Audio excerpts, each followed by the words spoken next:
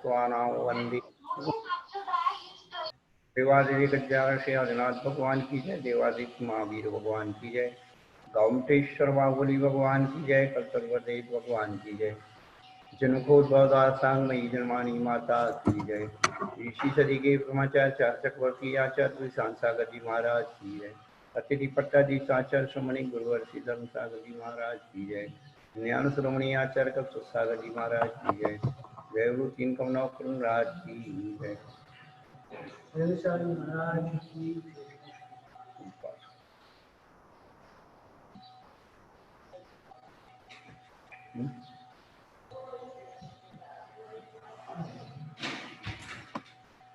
धर्मानुरागी भव्यात्माओं, पिछले दिनों से हम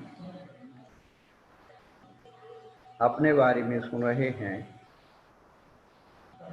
तत्वार सूत्र एक ऐसा ग्रंथ है जो हमारे जीवन में आगम, सिद्धांत और अध्यात्म इन तीनों की अनुभूति कराता है।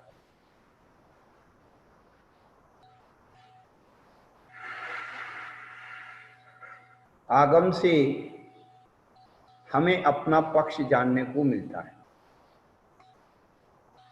सिद्धांत में हम कंपैरिजन करके और उसे सीखते हैं, जानते हैं।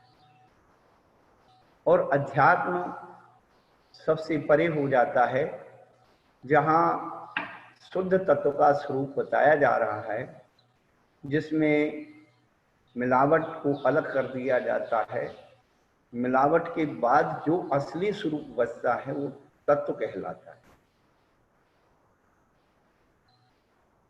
जब तत्व परद्रव्यों से मिश्रित होता है तो पदार्थ कहलाता है।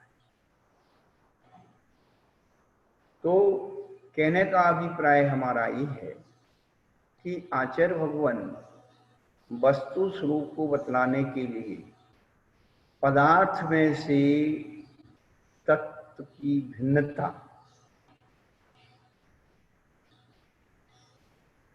उसके स्वरूप को इसमें बता रहे हैं। तो जीव, अजीव, आश्रव, बंध, संबंध, जरा, मोक्ष, ये 7 तत्व हैं।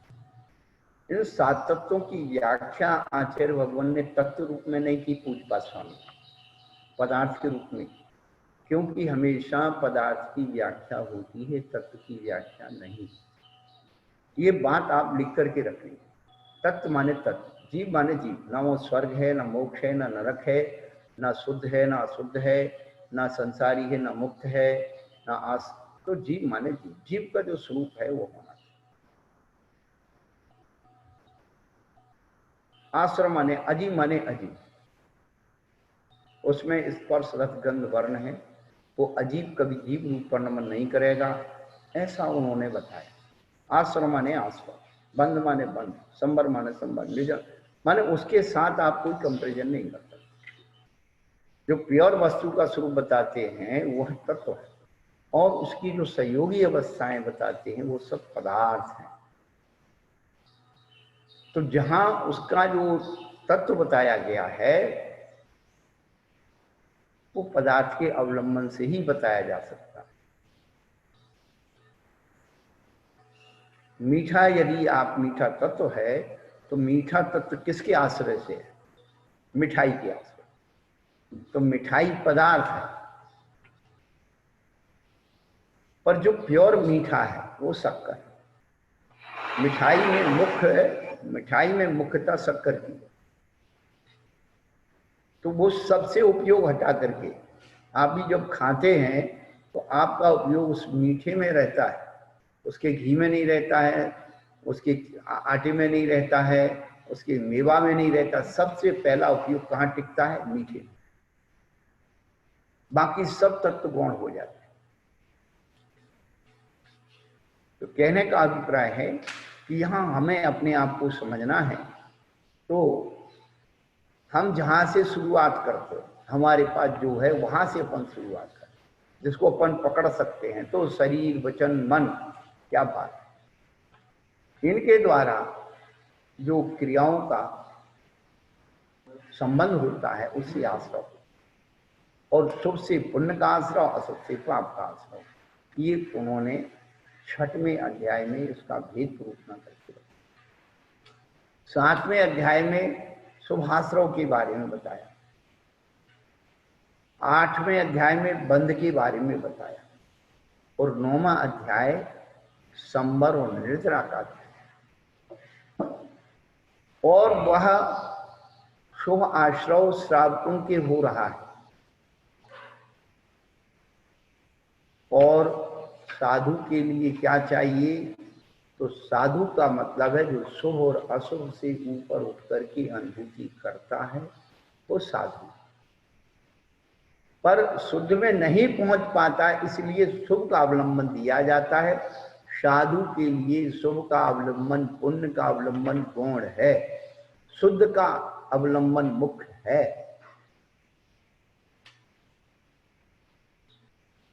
तो कहने का अभिप्राय जो 9वां अध्याय शुरू हुआ, आश्रव निरोधा संबर, आश्रव को रोकना संबर है, चाहे वो शुभ हो चाहे अशुभ, दोनों को रोकना ही संबर है। क्योंकि बिना पुण्य पाप के रोके बगैर हम कभी भी उस परम तत्व को प्राप्त नहीं कर सकते। वह शुभ आश्रव भी कैसे रोकेगा? ये जो विधि बताई जा रही है इस 9वें अध्याय में, इस शुभ आश्रव को रोकने की विधि बताई जा रही है। सा गुप्ती समिति धर्मान प्रेक्षा पर शैलेचार्य, वह शंबर गुप्ती समिति धर्म अंतरिक्षा पर शैलेचार्य के द्वारा, और फिर एक एक करके तब सा निर्जरा, तब से निर्जरा भी होती और शंबर भी। ये दूसरे और तीसरे सूत्र का विश्लेषण पूरा 9वां है। तो अपन ने जो अभी तक जो दूसरे नंबर का सूत्र था, तो उसका विश्लेषण के सम्यक योग निग्रह गुप्ती वीर्याभास स्नादान निक्षेपोत सर्गा सवित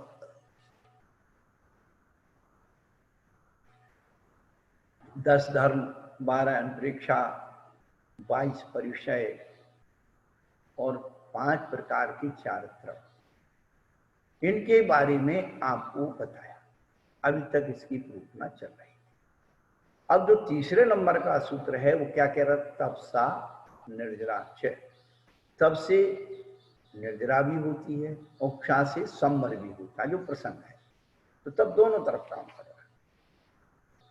तो कल जो है अपन ने बहुत अच्छे ढंग से कोशिश की 5 प्रकार के चारित्र को समझने की। अब क्या है कि जब आप सामने बैठोगे तो आपको विशेष क्या है कि इतना सुन रहे, एक बहुत स्वाभाविक की बात है, आपके अंदर जिज्ञासा होगी। अभी जहाँ हम स्वाध्याय कर रहे हैं उदयपुर में, यहाँ पर एक हमारे एक प्रौद्ध व्यक्तित्व हैं, श्याम लाल जी उनका नाम है, और शायद उनका सरनेम कोई जोधावत है। तो वो जो है वैज्ञानिक हैं, दार्शनिक हैं। तो वो हमारी इस बात को सुनते हैं, ऑनलाइन सुन रहे हैं, लेकिन वो सुबह प्रातःकाल समय सार की कक्षा में आते हैं। तो आज उन्होंने आकर के बताया कि महाराज आपने जितना ये परिहार विशुद्धि संयम का जो आपने वर्णन किया कल, उसको हम सुन रहे थे और ये लगा कि हम लेबोरेटरी में बैठे हैं, जैसे कि जो जीवों की उत्पत्ति कैसे होती है, उनकी रक्षा कैसे हो सकती है, उनकी वो सारा प्रोडक्ट आपने एक संयम की मार्गना में बताया कि परिहार विशुद्धि संयम, परिहार विशुद्धि चारित्र जो है उसकी जो है कि जब वो व्यक्ति इतना ट्रेंड हो जाता है तो उसके रखने उठाने में, बोलने में, चालने में, चलने में, फिरने में कहीं भी जीव की हिंसा नहीं।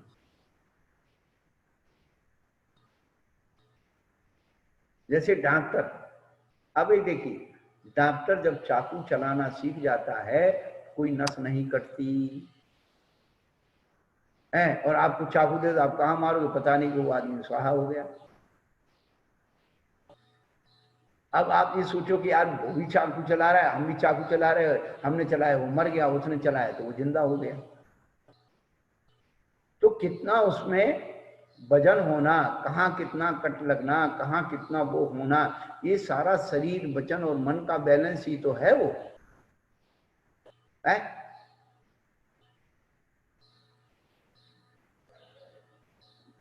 वो चेतना का बैलेंस। फिर हमने सुबह उनको बताया कि देखो जो मौत के कुएं में साइकिल चलाना सीख जाते हैं, गाड़ी चलाना सीख जाते हैं, और एक साथ दो दो तीन तीन गाड़ियां क्रॉस करती हैं, लेकिन उनके गति का कितना बैलेंस रहता है कि एक दूसरे से टकराते हैं। यही तो साधना है। और आप उसकी देखा सीखी करेंगे तो खुद मर जाएंगे, दूसरों को मार देंगे।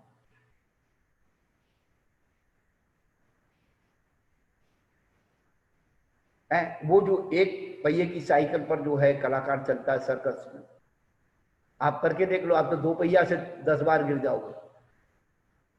तो सदी हुई चेतना, वो चार्थ जो परिहार शुद्धि संयम चार्थ है, उसकी वो ट्रेनिंग लेता है 8 साल तक, तब उस जीव की रक्षा का उसका जो है प्रोसेस तैयार हो जाता है। तो कहने का अभिप्राय है कि ये जो चरित्र है ये कर्णान युग का चरित्र है। कौन सा? ये जो कल हमने बताया था कि सामायिक रूप स्थापना, परिहार शुद्धि, सूक्ष्म प्रायः, ये कर्णान युग का चरित्र है। चरणान युग का चरित्र जो है 5 महाभारत, 5 समिति, 3 मुक्ति, ये चरणान युग का चरित्र। ये कर्णान युग का चरित्र कसाय और आत्मविशुद्धि पर चलता है। चरणान युग का चरित्र केवल क्रिया पर चलता है, अंदर भाव हो या नहीं हो। लेकिन ये चरणान युग का, कर्णान युग का चरित्र भाव पर चलता है, और भाव पर चलने वाले पर चरणान युग लागू नहीं होता है। इसलिए 3 समयों को छोड़ करके प्रतिदिन 2 कोश विहार करते हैं। अब वो 3 टाइम क्यों रुकते हैं? हर चीज का जो लॉजिक है, 3 टाइम क्यों छोड़ते हैं? वह 3 टाइम अपनी पावर को रिचार्ज करते हैं।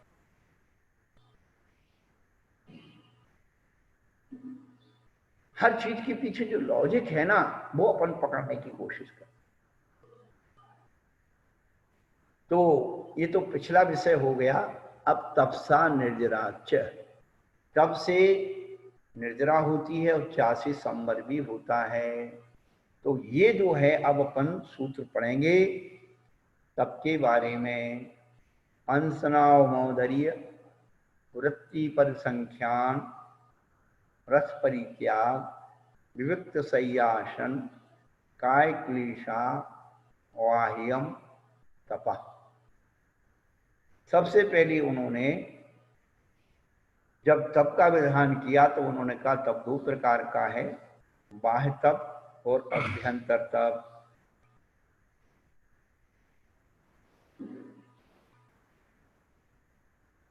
तो यहां पर पहले बाह्य तप का वर्णन किया है। ये बाह्य तप जो है, अभव्य मिथ्या दृष्टि, अन्नमति, कोई भी कर सकता है, और करते भी हैं लोग। अनशन करते हैं, अनुदर करते हैं, परिसंख्यान करते हैं, रस परित्याग करते हैं, अनेक प्रकार की आसनों से शरीर को साध करते हैं, और आसनों से उत्पन्न होने वाला जो कष्ट है उसे काय क्लेश कहते हैं। तो जितने भी आपके योगा कराने वाली योगाचार्य हैं, जितनी भी योग की करने की संस्थाएं हैं, वे सब इसी पर बाह्य तप पर जोर देती हैं। आप एक विपश्यना नाम का केंद्र है, ये गोयंका जी का बौद्धिज्म प्रणाली से चलता है, उसमें अनशन नहीं, क्योंकि वो जानते हैं कि भूखे में आदमी कुछ नहीं कर सकता। तो वहां पर ऊर्ध्वर और रस परित्याग और वियुक्त सय्यासन और काय क्लेश। वृत्त परिसंख्यान तो ये है कि थोड़ा कोई निमित्त विधि मिलाते हैं, वो बात अलग है, लेकिन वो सब समानांतर वो विधियां कि आप उनके आश्रम में रहेंगे तो आपको कम खाना पड़ेगा, उनके हिसाब से खाना पड़ेगा, भूला हुआ खाना पड़ेगा, आपको चटपटा नहीं मिलेगा ही नहीं। तो ये सब चीजें क्या है, ये जैन दर्शन की सारी हमारे यहाँ क्रम है। आपको एक बात और बता देता, अनशन तब सबसे ज्यादा सरल है। आप जिसको बोलते ना कि भाई उपास बहुत कठिन है, आचार्य कहते अनशन बहुत सरल है। क्यों? आप शाम को आए, महाराज जी कल हमारा उपास है, अब विकल्प खत्म। अनशन से कठिन है अनोदर तप। सामने अच्छी थाली लगी हुई है और उसको सामने रख करके उससे अपने मन को समझा करके लोटा लेना, इतना ही खाना है, तो अनशन से ज्यादा तप पड़ा है उनोदर। अब उनोदर खाना है, उससे भी बड़ा तप है क्या? वृत्ति परिसंख्यान, कोई नियम लेकर के खाना। अभी पर्यूषण आने वाले हैं, कितने दिन रह गए आपके पर्यूषण के लिए? 15-20 दिन, 20 दिन रह गए करीब। तो आप क्या करेंगे? प्रयोग करो। कैसे वृत्ति परिसंख्यान का प्रयोग करना है? तब देखो भाई, वृत्ति परिसंख्यान वही करना, यदि वो ना मिले विधि तो उपास करने की सामर्थ्य होना तो लेना। आप लोग वृत्ति परिसंख्यान कैसे कर सकते हैं? तो पहले तो पुरुष वर्ग को बताते हैं, भाई आप आज मंदिर में आप आए, भगवान का अभिषेक किया, पूजन की, प्रवचन सुना, स्वाध्याय सुना। अब घर जाकर के माने घर जाने लगे तो मंदिर में आपने एक नियम लिया कि आज मैं घर जाते ही 15 मिनट के अंदर मेरी पत्नी कहेगी कि भोजन तैयार है तो मैं खाऊंगा। 15 से 16 मिनट हो गए तो कह दूंगा उपवास है। मेरी भाभी मुझसे कहेगी, मेरी माँ मुझसे कहेगी, मेरी बेटी मुझसे कहेगी, मेरी बहन मुझसे कहेगी, मेरा पड़ोसी मुझसे कहेगा। आप ये सारे बहुत सारी चीजों का वृत्ति परिसंख्यान कर सकते। चलो उनने नहीं कहा और आपने सुविचार कर लिया। देखो वृत्ति परिसंख्यान की विधियां आपको बता रहे कि आप सदग्रस्त हैं, तो सबसे पहले अपने मन को रोकना है, कैसे भोजन से संबंध टूटे। वृत्ति परिसंख्यान आप कैसे कर सकते हैं? चलो आपके शरीर में बीमारी है, कमजोरियां हैं, बहुत सारी चीज विकल्प है, तो आप ये भी नियम ले सकते हैं कि आज थाली में सबसे पहले ये वस्तु परोसी जाएगी तो मैं आहार करूंगा।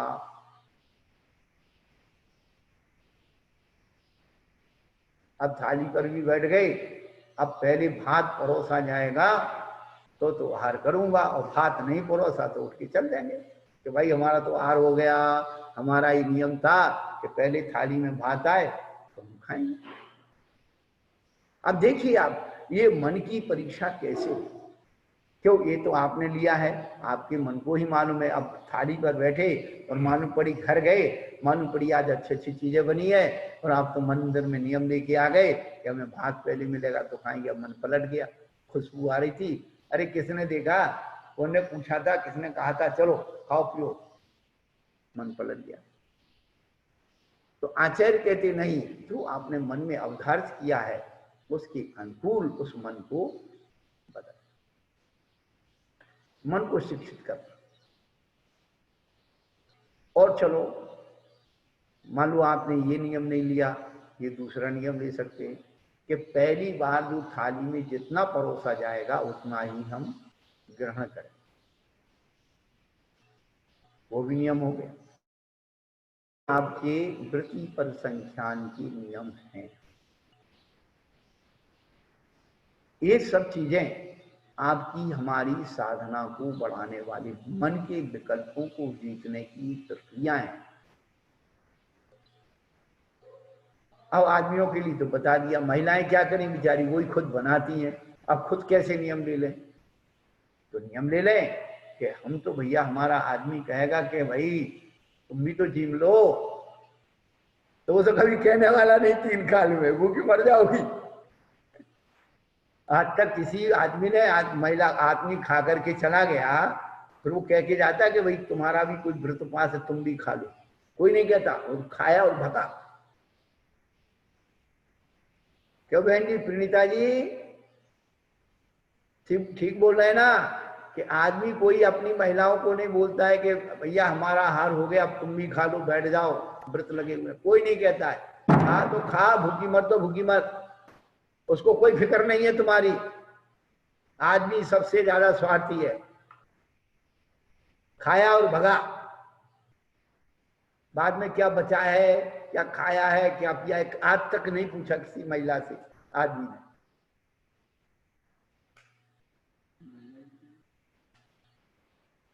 इसलिए ये जो वृत्ति परिसंख्यान है, बड़ी सूक्ष्मता है छोटी छोटी बातों में।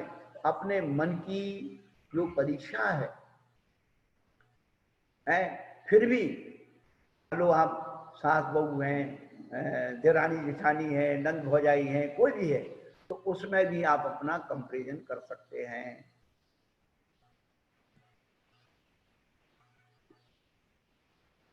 भाई महाराज तो अपना ले गए, तो भाई अमुक व्यक्ति खड़ा होगा, अमुक ये चीज होगी, तो वहां चल करके पढ़ लेंगे। पर तुम्हारी तुम्हारी समस्या तुम्हारी है। कभी है कि मेरी बेटी आज मुझसे कहेगी मम्मी आज आहार कर लो, बेटा कहेगा, पति कहेगा, पड़ोसी कहेगा, पति, और माने जो भी आपके रिलेशन आसपास के हैं, उनमें आप अपनी परीक्षा को, पर नियम देना एक दिन का, नहीं तो 10 दिन हो जाएंगे, पूछने वाला नहीं रहेगा कोई। मर जाओगी भूखी, वो कहेगा महाराज ने अच्छी विधि बता दी हमारी घर वाली और मार दी।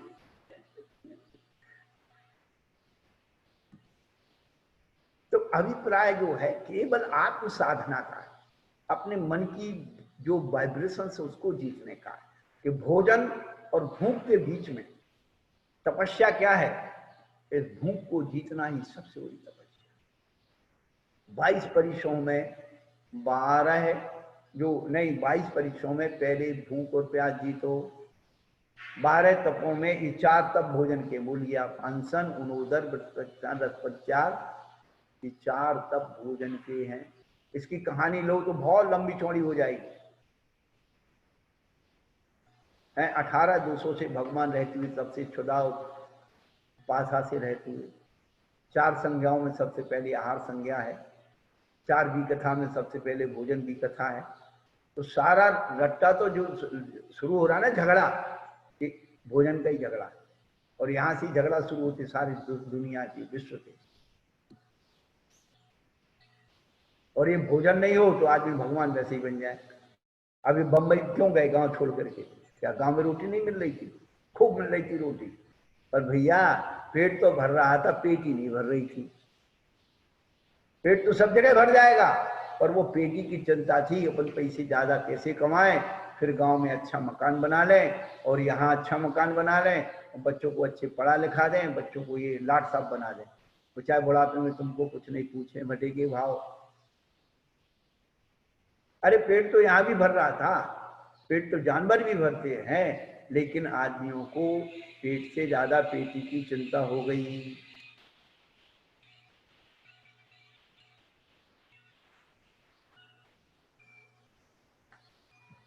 अनशन तब क्या है, वास्तव में अनशन तब क्या है, जहां भूख और भोजन दोनों खो जाएं, ना भूख याद रहे ना भोजन याद रहे। जैसे कि मान लो कल अष्टमी या चतुर्दशी है, तो एक दिन पहले जब आप भोजन कर रहे हैं, तो भोजन करते करते क्या विकल्प आ जाता है, कल अष्टमी है, कल चतुर्दशी है, थोड़ा ज्यादा खा लो। उसके बाद आज अष्टमी चतुर्दशी उपवास है, तो मन का विकल्प क्या है, कल पारना में क्या पहले लेना है, कल क्या खाना है। ये दोनों ही विकल्प हैं, तो हमारा अनशन यहां भूख और भोजन दोनों खो जाए, इतनी विशुद्धि परिणामों में, वो अनशन तब, न भूख याद रहे कि मैं भूखा हूं, और न भोजन याद रहे कि मैंने कुछ खाना। यहां तक पहुंच सकती है अपनी चेतना। अनादिकाल के संस्कार से भूख और भोजन के पीछे ही सारी दुनिया दौड़ रही।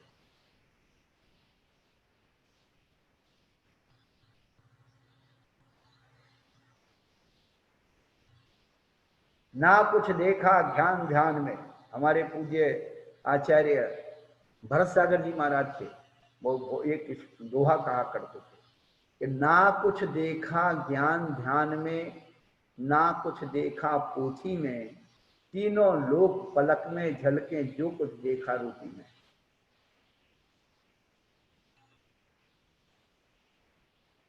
जा भोजन प्रसाद से सुखी रहे सब जी।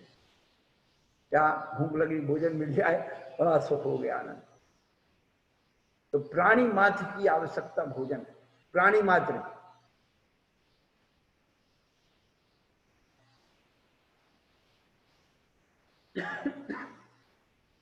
आपको एक बात और बता दें कि 4 प्रकार के दान जो हैं गृहस्थ लोग करते हैं, पर 4 प्रकार के दान तो साधु रोज करते हैं, आप तो रोज नहीं करते। साधु रोज 4 प्रकार का दान करता है। अरे महाराज ऐसे कैसे हो गया? आहार दान कैसे करेगा साधु? भैया आत्मा का भोजन क्या है? ज्ञान। ज्ञानामृतम भोजनम। साधु इतना बढ़िया आहार बनाता है, अरे आनंद आता। महाराज आज आपने इतनी बढ़िया बात बताई, आज तक हमने सुनी नहीं। जैसे भोजन में कोई अच्छी चीज बन जाए तो आप क्या कहते हैं, आज कितनी बढ़िया चीज बनी है, आज तक ऐसी स्वाद की खाई नहीं हमने। एक योगी असने बनावे, एक योगी असने बनावे, आपे बनावे आप ही खावे, खावत नाही अघावे, एक योगी असने बनावे। जब वो बना लेता है तो ये वैष्णव संत होते ना, बहुत अच्छा भोजन बनाते। तो जो अलुआ ठलुआ लोग होते हैं आसपास के, उनके भक्त लोग पहुंच जाते कुटिया पे, अरे महात्मा जी प्रसाद तो दे दो, आपके हाथ का भोजन बहुत अच्छा बनता है, थोड़ा सा प्रसाद तो। अब बेचारे बाबा जी जानते हैं कि भैया थोड़ा ज्यादा बनाना पड़ेगा, प्रसाद में उनको देना ही पड़ेगा। ऐसे ही अरे महाराज जी आप इतना अध्ययन करते हैं, आप कुछ में अच्छी बातें कुछ तो हमें बता दो कि सब आप ही लेके चले जाओगे, आप ही खा लोगे। है समझ आ रहा? तो हम तो तुम्हारी रसोई से नहीं मांगते हैं, भैया बहन जी तुमने बहुत अच्छी पकौड़ी बनाई थी, हमें नहीं दी, और आप हमारे घर मांगने चले आते प्रवचन दो। क्यों दे? तुम्हारे नौकर है क्या?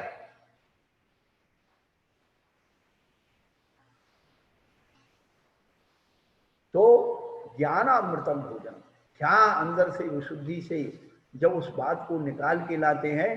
तो आज सुबह सुबह जो है दूधावत जी आए, श्यामलाल जी, वो कहने लगे महाराज आपने कल इतनी बढ़िया बात बताई, तो देखो हम बताएं, हमें संतुष्टि इस बात से हो गई कि हम कछु जाना पिया।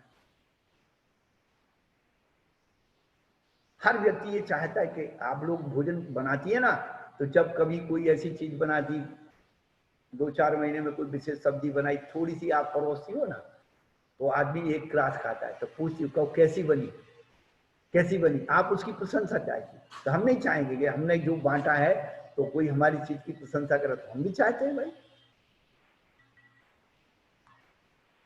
तो महाराज जी आपने इतनी बढ़िया बात बताई, आज तक हमने देखी नहीं, सुनी नहीं, पढ़ी नहीं, आपने बहुत बढ़िया। तो हमें अंदर आनंद आ गया कि हाँ भाई हमारे पास माल में कुछ दम है। तो ज्ञानामृतम भोजनम, क्या आत्मा का भोजन ज्ञान रूपी अमृत है। तो आपको क्या, जैसे आजकल ऑनलाइन डिलीवरी हो रही है ना भोजन की, घर घर पहुंचाया जा रहा है टिफिन, ऐसे भैया ही ऑनलाइन भोजन करा रहे हैं आपको पड़गा के। हैं जैसे आप हमें पड़गा के भोजन, हे महाराज आत्रो वात्रो तिष्ठो तिष्ठो आहार जल शुद्ध है, ऐसे ही हम आपको पर्दा के ऑनलाइन भोजन करा रहे। बहन जी आ जाओ, 3 बजे खा लो, भूखी मर जाओगी।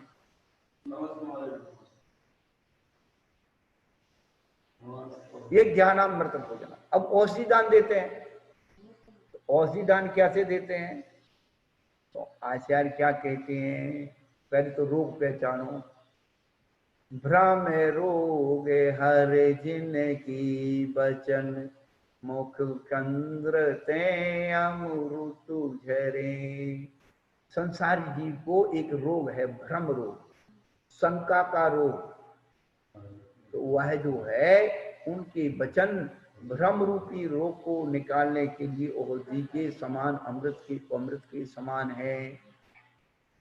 तो आहार दान हो गया, औषधि दान हो गया, और ज्ञान दान तो बता ही रहे हैं भैया। देखो ये ज्ञान शास्त्र के रहस्य को आपको बतला रहे हैं, ये ज्ञान दान हो गया। और महाराज जी नमोस्तु, महाराज जी नमोस्तु, तो दोनों हाथ से आशीर्वाद दे रहे, सुखी रहो, ये अभयदान।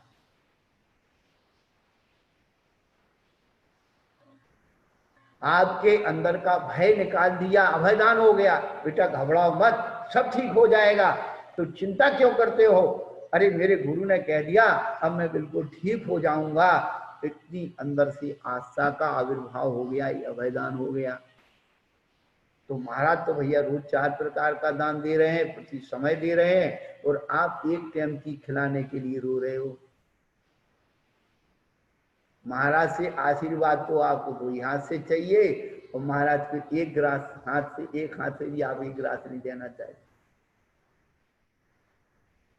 तो महाराज तो दोनों हाथ से दान कर रहे हैं, और आप 1 हाथ से देते हो। और वो हाथ से भी नहीं देते आजकल, और मुश्किल है, वो चमचा चमची डाल एक चमचा चमची डाल लिए। अरे हंस लो भाई, चमचा चमची का काम नहीं है दान में। दूसरे के हाथ से दान नहीं होता है, दान तो अपने हाथ से होता है, चमचा चमची का काम नहीं होता। क्या आप चम्मच से आहार दे रहे तो चम्मच को पुण्य मिलेगा, आपको नहीं मिलेगा।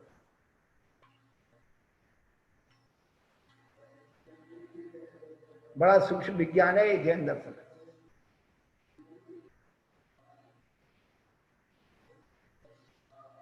तो वृत्ति पर संख्यान, रस परित्याग, क्या बात कहें है।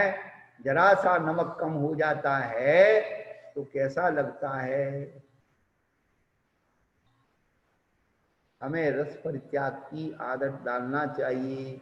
हमारे बुजुर्गों ने साधना में जो है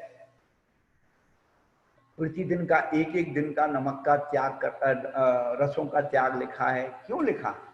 कभी सोचा इसमें रस परित्याग के बारे में? आज अधिकतम बीमारियों का प्रादुर्भाव क्यों हो रहा है?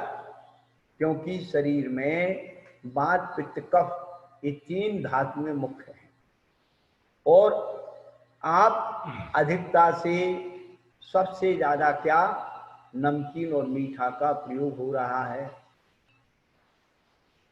तो हफ्ते में 1 दिन हम नमक का त्याग करेंगे, तो जो 6 दिन ज्यादा अनावश्यक नमक जुड़ गया शरीर में, वो उसको अवशोषित करके पूरा बैलेंस बनाएगा। 1 दिन घी का त्याग कर लिया तो जो 6 दिन एक्स्ट्रा घी इकट्ठा हो गया था, तो वो जो है एडजस्ट हो जाता है। तेल, खटाई, दही या जो भी है, तो उसकी जो ऊर्जा है वो अनावश्यक बन गई है, तो उसको पचाने के लिए, उसकी सफाई के लिए तो 1 ना 1 दिन त्याग करना चाहिए। हर दिन 1 रस का त्याग करना चाहिए। यदि आप ज्यादा नमक खा लेते हैं, ब्लड प्रेशर बढ़ना ज्यादा शुरू हो जाता है। ज्यादा घी खा लेते हैं, हार्ट पर जोर पड़ जाता है। ज्यादा नमक मिर्चा खा लिए, तो खटाई खा ली तो चर्म रोग हो जाते हैं। अधिकता से रोग बढ़ जाते हैं, इसलिए 7 दिन में एक एक रस का, और जो 8वें दिन जो है सोमवार के दिन हरि लोग, वैसे हरि रस में नहीं आता, लेकिन हरि त्याग करने से जो शरीर के अंदर जो है इनका एक कोई कम्युनिकेशन है इन रसों का। ये जो हमारे वैज्ञानिक लोग हैं इनको इन्होंने रिसर्च भी किया है। अभी हमारे जोधावत जी बता रहे थे, श्यामलाल जी ने, कि विदेश के लोग ने सन 16 में उपास के बारे में जो है वो रिसर्च किया, परंतु अभी रिसर्च उसमें बाकी है कि रविवार को नमक क्यों छोड़ना। तो नमक की प्रति उष्ण है, नमक की प्रकृति उष्ण है, आपको बता रहा हूं। तो उष्णता जो है रविवार, यानी रविवार यानी सूर्य का वार, और सूर्य की भी प्रकृति उष्ण है, तो उसका जो है कोई ना कोई ग्रहों से यानी इसके उसे संबंध है। अब सोमवार तो चंद्रमा है, और चंद्रमा ठंडा होता है, और जो है क्या बोलते हैं आपकी जल प्रधान प्रकृति है वो सूर्य चंद्रमा, और सब्जी में भी जल ज्यादा होता है।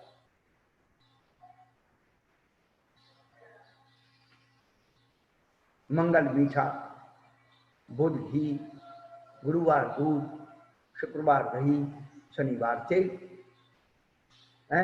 आपके शनिवार को शनि महाराज की मूर्ति लाते हैं और कहते भैया तेल डालो, तो कुछ ना कुछ तो उसका लॉजिक संबंध है कहीं ना कहीं। तो कहने का अभिप्राय तो हमारा यही है कि रस परित्याग जो है कि तब हमारे शरीर की साधना के शरीर माध्यम खलु धर्म साधन, ये अनशन उनोदरी वृत्त पर संख्यान रस परित्याग वृत्त सयासन और काय क्लेश, ये सारे शरीर की साधना के लिए शरीर और वचन की साधना है। बस अपन तो कहते भाई ये लिखा है साथ में इसलिए कर रहे हैं, अरे उसके पीछे कुछ ना कुछ लॉजिक है। तो हमारे शरीर की ऊर्जा कैसे व्यवस्थित हो, वैज्ञानिक लोग कहते हैं कि कम से कम हफ्ते में एक उपास हो। हफ्ते में नहीं बनता है तो 15 दिन में करो, 15 दिन में नहीं बनता तो 1 महीने में करो, 1 महीने में नहीं बनता है तो 4 महीने के अंदर एक ही उपास तो करो ही करो। हम लोग बाबा जी बन गए ना, ज्यादा उपास नहीं होते, तो उन्होंने कहा कि बेटा 4 महीने में एक बार केस लॉन्च करोगे, चातुर्मास की स्थापना करोगे, चातुर्मास की निष्ठापना करोगे, तो इतने उपास तो तुम्हें कंपलसरी है। ये सरकारी उपास कहलाते हैं। जैसे तुम्हारे यहाँ सरकारी छुट्टी मिलती है ना, बड़े खुश हो जाते हैं आज मेरी छुट्टी है, आज कोई काम नहीं करना है। तो ये जो है उपास सरकारी छुट्टी है, ये सरकार का कानून है कि केसलॉन्च करो और चातुर्मास निष्ठापना स्थापना करो, इतने समय आपको उपास करना ही होंगे। फिर ज्यादा उद्दंड हो गए तो गुरु महाराज प्रायश्चित में भी आपको उपास पकड़ा देंगे। तो ये चीजें जो इसके लॉजिक है ना, बड़े सूक्ष्म लॉजिक है। इस शरीर की उद्दंडता वो काबू में रहे, शरीर की प्रकृति व्यवस्थित रहे, क्यों शरीर माध्यम खलु धर्म, शरीर स्वस्थ है तो सब स्वस्थ है। योग और भोग देखिए आप, और कुछ नहीं है आप देखिए, योग और भोग, भोग करोगे तो भी शरीर की स्वस्थता चाहिए, और योग करोगे तो भी शरीर की स्वस्थता चाहिए। अब हम बीमार क्यों हैं? तो इंद्रियों की क्षमता से अधिक भोग भोगते हैं, इसलिए मर्ज उत्पन्न होता है। इंद्रियों की क्षमता से अधिक भोग भोगने से मर्ज होता है, मर्ज बढ़ता है, और आमदनी से अधिक खर्च हो तो कर्ज बढ़ता है। आमदनी से अधिक खर्च करने पर कर्ज बढ़ेगा, और इंद्रियों की क्षमता से अधिक भोग भोगने से मर्ज बढ़ेगा। इतनी सी संबंध इस सूत्र का है कि हम इंद्रियों की क्षमता से अधिक अननेसेसरी इसके अंदर कुछ ना डालें। ये यदि डल गया है तो उसको कैसे जीतें, पहली बात। दूसरी बात है वो सब दिन रहते ना एक समान, हम बार बार ही कहते, कब जीवन में कहाँ कैसी स्थिति परिस्थिति उत्पन्न हो जाए और आपने अनशन का अभ्यास किया है, अनूदर का किया है, रसपंचाग का किया है, तो आप किसी परिस्थिति में फंस गए और वहां थोड़ा भोजन मिला तो आप कभी संक्लेशित नहीं होंगे। यार थोड़ा सा मिला, अरे उस दिन भी तो अपन ने जानबूझ के थोड़ा खाया था, है उस दिन भी तो बिना नमक के खाया था, आज नमक नहीं है तो तू मर थोड़ी जाएगा। सबसे ज्यादा भोजन में नमक की लड़ाई है। मीठा 2-4 दिन नहीं मिले चल जाएगा, पर नमक जो है आचार्य ने इष्ट रस कहा है, नमक को इष्ट रस कहा है। जानते हो इष्ट रस क्यों कहा? अपने परमेष्टि, 5 परमेष्टि कहलाते, परम इष्ट, परम इष्ट को परमेष्टि कहते हैं। क्यों कहते हैं?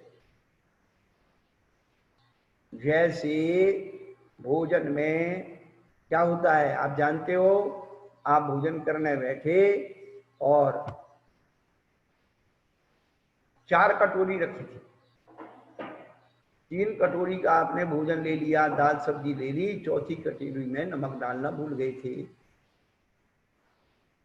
अब क्या हुआ, जैसे ही चौथी कटोरी का नमक भोजन अंदर गया और उसमें नमक नहीं था, अब 3 कटोरी की आप नमक वाली सब्जी खा ली, वो आप भूल जाएंगे और पूरे भोजन में आपको एक ही उपयोग रहेगा, इसमें नमक नहीं है, इसमें नमक नहीं है, इसमें नमक नहीं है, इसमें नमक नहीं है, वही गाना चलेगा अंदर। क्या 3 नमक वाली सब्जी खाने के बाद भी जिसमें नमक नहीं है उसी में आपका उपयोग रहेगा, इसमें नमक नहीं है। ऐसा होता है कि नहीं होता? बोलो ऐसा होता है कि नहीं? हाँ बोलते जाओ, मैं मालूम पड़े कि हाँ आप लोग सुन रहे हो चेतन होकर। वो हमारा इष्ट रस है, सारा उपयोग उसमें लग जाता है। तो जैसे हर गिलास में, अब आपको वहां पर पहुंचा रहे, जैसे हमें हर गिलास में नमक की याद आती है, हर गिलास में नमक की याद आती है, ऐसे हर श्वास में क्या परमात्मा की याद रहे, वह परमेश्वरी कहलाते हैं। जैसे हर गिलास में नमक की याद रहती है ना, ऐसे हर श्वास में परमेष्टि की याद रहे, इसलिए वो परमेष्टि कहलाते।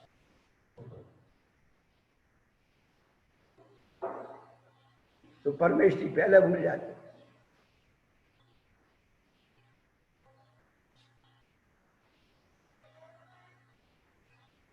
कहने का अभिप्राय तो अपनी चेतना को हमें जगा, करना कुछ नहीं।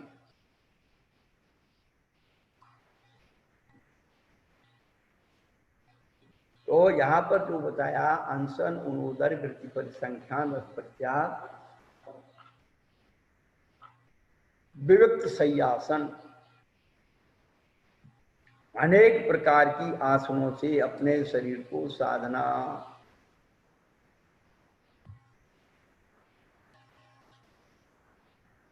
आप प्रथमान युग में पढ़ते हो कि हमारे सदग्रस्त सेठ सुदर्शन, वारिसेन, इनकी कहानियां जो मिलती हैं, क्या करते थे, अष्टमी चतुर्दशी में शमशान आदि एकांत स्थानों में जाकर के आत्म साधना करते थे। अनेक प्रकार के आसनों से अपने शरीर को व्यवस्थित करना विविक्त सय्यासन है। और अनेक प्रकार की आसनों से जो कष्ट उत्पन्न होना शुरू हो जाता है, दर्द उत्पन्न होना शुरू हो जाता है, उसको जीतना काय क्लेश नाम का तप।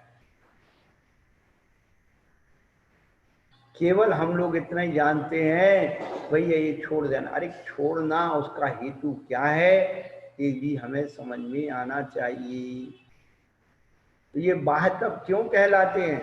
क्योंकि संसार के जितने धर्म के लोग हैं उनमें ये सब किसी ना किसी रूप में पाए जाते हैं। सब लोग इसे कर सकते हैं, सम्यक दृष्टि मिथ्या दृष्टि सब। इसलिए बाह्य तप ये बाह्य में देखने में भी आते हैं, इसलिए इन्हें बाह्य तप कहते हैं।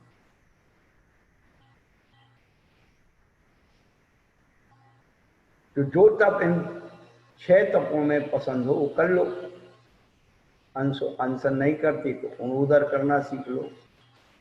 है अणुदर नहीं बनता है तो कोई नियम लेकर के ऐसा कि भाई मिलेगा उसे रज परित्याग। क्या हुआ भाई?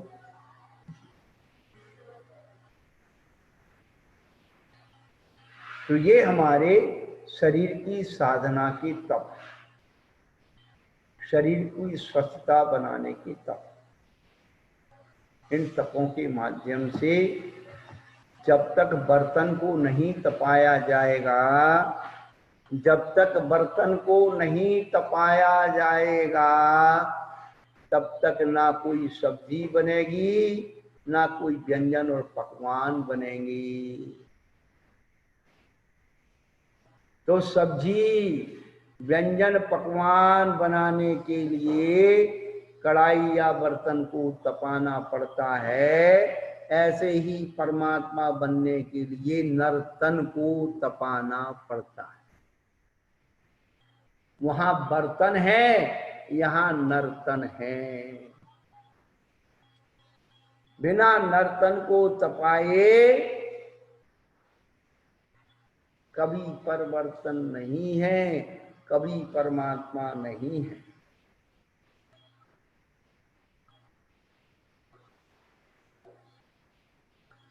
गुरु महाराज आचार्य श्रोमणी धर्म सागर जी महाराज यही अपने प्रवचन में, बड़ा भोला प्रवचन था, 4-6 बातें उनकी होती थी, सब जगह एक ही बात कहते थे, तन पाए महातप कीजिए या में सार यही है। मनुष्य तन को पाने का सार क्या है? यह तन पाए महातप की, या में सार यही है। संत श्रोमणी आचार्य विद्यासागर जी महाराज जी अपने पद्यानुवाद में कहते हैं, तन मिला तुम तप करो, करो कर्म का नाश, रवि शशि से भी अधिक है तुम में दिव्य प्रकाश। जब हम शरीर से तप करते हैं तो हमारे अंदर का दिव्य प्रकाश, जो अंतरंग का ज्ञान है, वो अपने आप खिलता है। जब भूख लगती है तब अपन अनशन तप करते हैं, भूख लगती है, क्षुधा जागृत होती है, तब हम कहाँ नरकों की भूख और प्यास को सामने रख करके चिंतन करते हैं, अरे आत्मन 2-4 घंटे में तू मर जाएगा। अरे 8 घंटे की रात्रि है, 8 घंटे के बाद सुबह होगा, मिलेगा है। वहां देख नरकों में तू सागरों सागरों रहा और तुझे भोजन करने की तो बहुत दूर की बात है, देखने को भी नहीं मिला। लहे न भूख कड़ा न ला, एक कण मिला नहीं, इतनी भूख लगी। 7 क्या बोलते 3 लोग को नाज जो खाए मिटे न भूख। 3 लोग का नाज भी खा लेगा तो तेरी वहां भूख नहीं मिटने वाली। लेकिन आचार्य कहते वहां 3 लोग का नाज तो देखने को क्या, एक कण भी देखने को नहीं। उससे ज्यादा दुख सामने रख करके अपनी उस भूख को जीतो, उस प्यास को जीतो कि सारे समुद्र का पानी पी जाए तो तेरी प्यास नहीं बुझेगी। लेकिन वहां तो ये बूंद पीने को क्या, देखने को भी नहीं। तो भूख और प्यास के परिणाम को कैसे जीता जाए, तो सामने सब कुछ मौजूद है, फिर भी उसका उपयोग करने का चिंतन नहीं करना, भोजन का भूख का चिंतन नहीं करना ही उपवास। और यत्किंचित प्रारंभ में बहुत सारे विकल्प होते हैं, ऐसा नहीं है। जब ट्रेनिंग होती है या व्यक्ति नाव सीखता है, गाड़ी साइकिल चलाना सीखता है, तो कितनी बार गिरता है। साइकिल का इंग्लिश नाम क्या है? साइकिल को इंग्लिश में क्या कहते हैं? बाइसिकल। बाइसिकल का मतलब क्या है? 22 से संख्या और किल माने चोट। क्या साइकिल कब चलाना सीखने आती? जब 22 बार गिर जाता है, 22 बार चोट लग जाती है, तब वो सीखना आता है। तो आचार्य कहते भैया ये मोक्ष मार्ग की बाइसिकल है, इस पर तू आराम से जाना चाहता है तो चोट खाना सीख।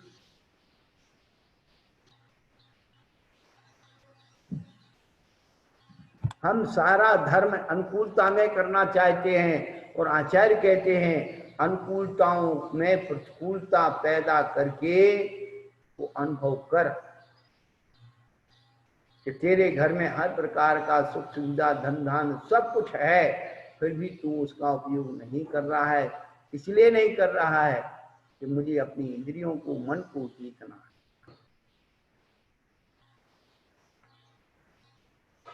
तो कहने का अभिप्राय तो ये है कि इसमें हमारा अभ्यास, तो प्रारंभ में जैसे अपने बच्चे को स्कूल पढ़ने के लिए भेजते हैं तो क्या करते हैं, उसे प्रलोभन देते हैं, प्रोत्साहन देते हैं, पढ़ाई का महत्व बताते हैं।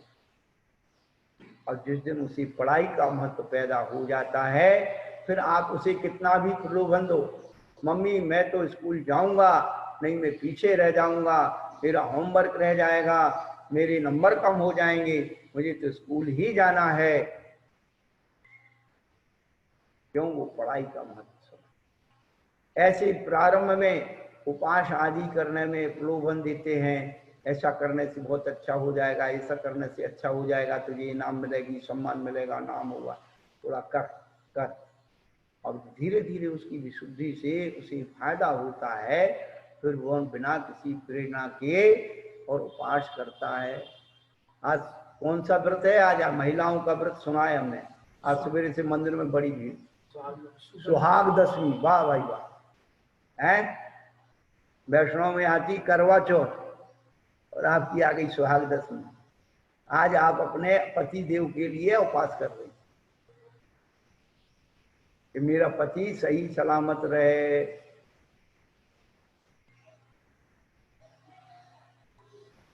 देखो भैया, आदमी लोग सुन लो कान खोल के, ये महिलाओं की जो है ना भावना, ये महिलाओं की भावना बहुत खराब है आप लोग के प्रति। हर महिला क्या चाहती है बता दें आप लोग, आपके घर की बात हमें बताना पड़ती है, आप सब लोग समझते हो। हर महिला चाहती है कि जब मैं मरूं तो अपने पति के कंधों पे मर करके जाऊं, मेरा मरण मेरे पति के सामने हो जाए, उसके कंधों पर मेरी अर्थी जाए। क्यों भाई साहब, ऐसा नहीं कहती क्या महिलाएं? महिलाओं से पूछ लो कि तुम्हारी क्या इच्छा है? हमारी इच्छा तो यही, आपके पहले हम चले जाएं। क्यों? कभी सोचा? बता दें आपकी बात को। अभी तो हम हैं तो फिक्र करते हैं, रोटी बन गई रोटी खा लो, चाय तैयार है, नाश्ता तैयार है, आवाज लगा लगा के बुला के खिलाते हो और उसमें तुम दुनिया भर के नखरे दिखाते हो। पता लग जाएगी जिस दिन हम चले जाएंगे। और जिनकी चली गई वो देख लो घर में कैसे बैठे रहते हैं, नाती पोते से कहते बेटा पूछिए आओ मम्मी ने बनाई चाय कि नहीं, नाश्ता बना के नहीं, भोजन बना के नहीं। घर में घुस रहे हैं तो 3 बार खास करके। आदमी की वैल्यू सब बड़ा मुश्किल है।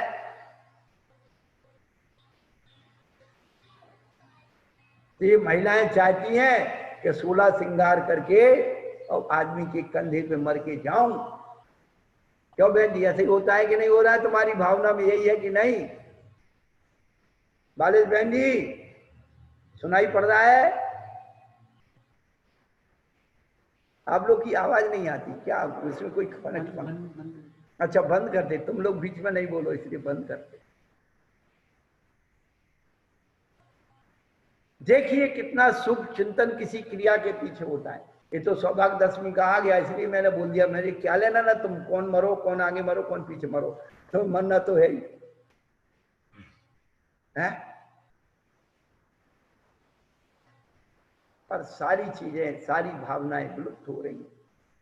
जो आत्मीयता, व्यवहारिक आत्मीयता वो खत्म हो रही, वासना रह गई, स्वार्थ रह गया। कोई कहीं मरो, कोई किसी को फिक्र नहीं। कोई भूखा मरो, प्यासा मरो, रोग से मरो, बीमारी से मरो, कर्ज से मरो, कैसे मरो, बोले पिंडा छूटो। पर ये अनशन आदि जो तप है, जब प्रोत्साहन दिया जाता है, शुद्धि बढ़ती है, उसको ये लगता है कि इससे फायदा हो रहा है। यही तो साधना का मार्ग। तो ये अनशन आदि जो वाह तप हैं, इनको हमें करने का अभ्यास रखना चाहिए। कब जीवन में प्रतिकूल परिस्थितियां आ जाएं, तो हमारे अंदर आर्थ विरुद्ध ध्यान ना हो, आर्थ ध्यान ना हो, तो अरे अब मेरा क्या होगा, कैसे होगा। बड़ी सुख शांति, अरे भाई जब था तब मैंने नहीं खाया, आज नहीं है, कोई बात नहीं। इससे हमारा आत्मबल केंद्रित रहता है, हमारा आत्मबल जागृत रहता है। इसलिए सब कुछ होते हुए थोड़े थोड़े त्याग में अपनी विशुद्धि बढ़ाते रहे। भैया जिस दिन नहीं होगा उस दिन तो भूखे है ही है। क्या एक सासू ने अपनी बहू को कुछ काम बताया, बहू बड़ी होशियार थी, कहने लगी सासू माँ जब तक आप हो तब तक आप कर लो, उसके बाद तो हम ही को करना है।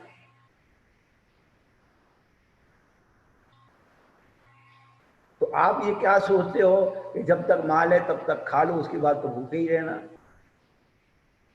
ये मत सोचो। रहते हुए सब कुछ साधन रहते हुए आप उसमें अभाव करके और जीतिए अपने आप, वो साधन।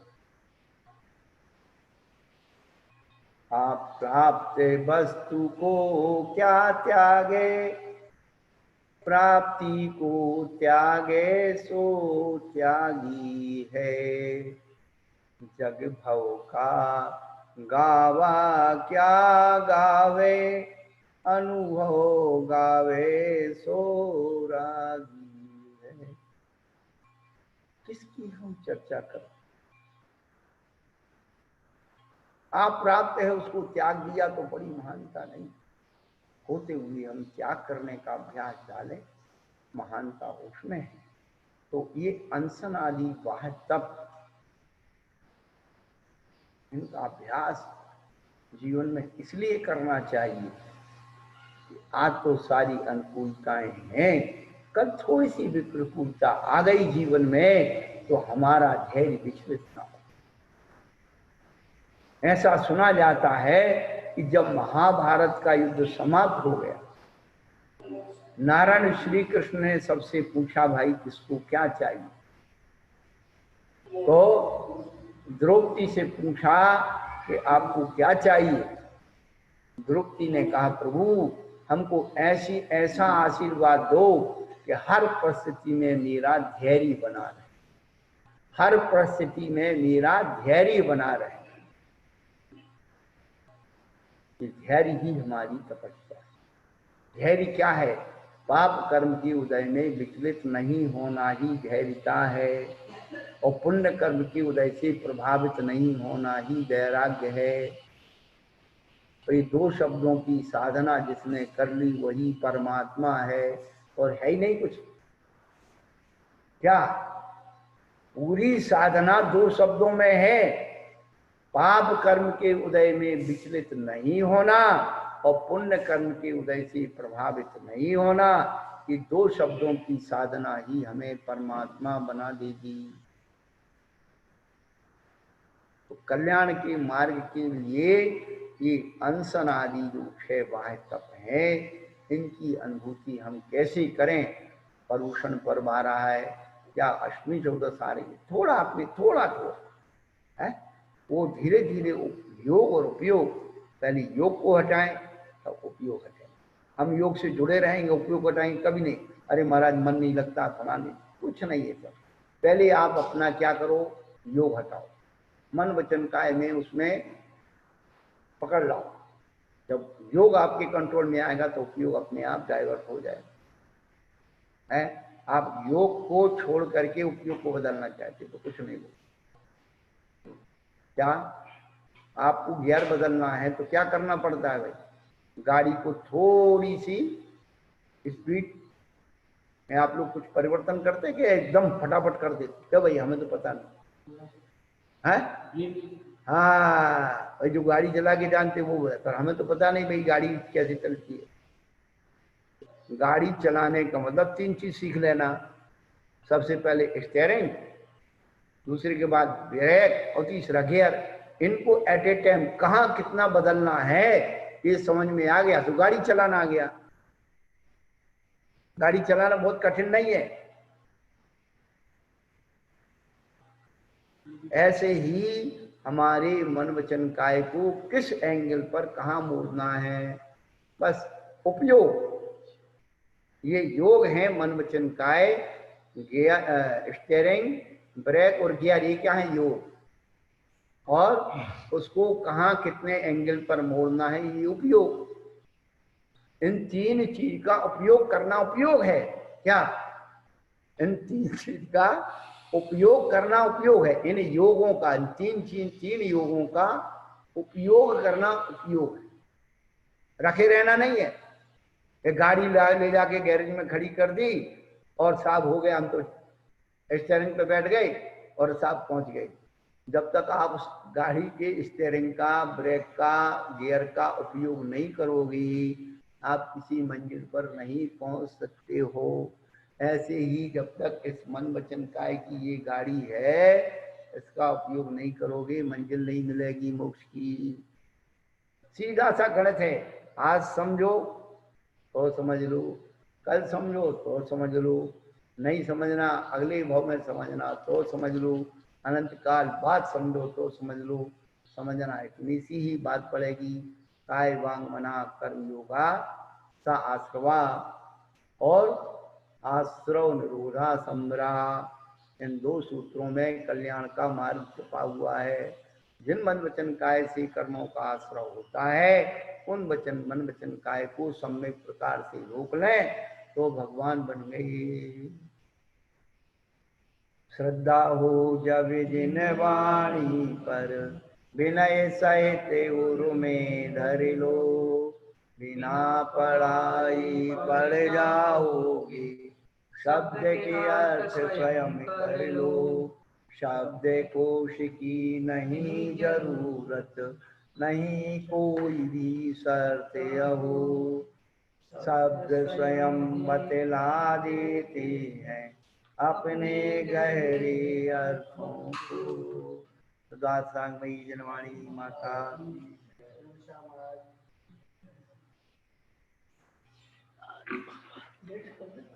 2 मिनट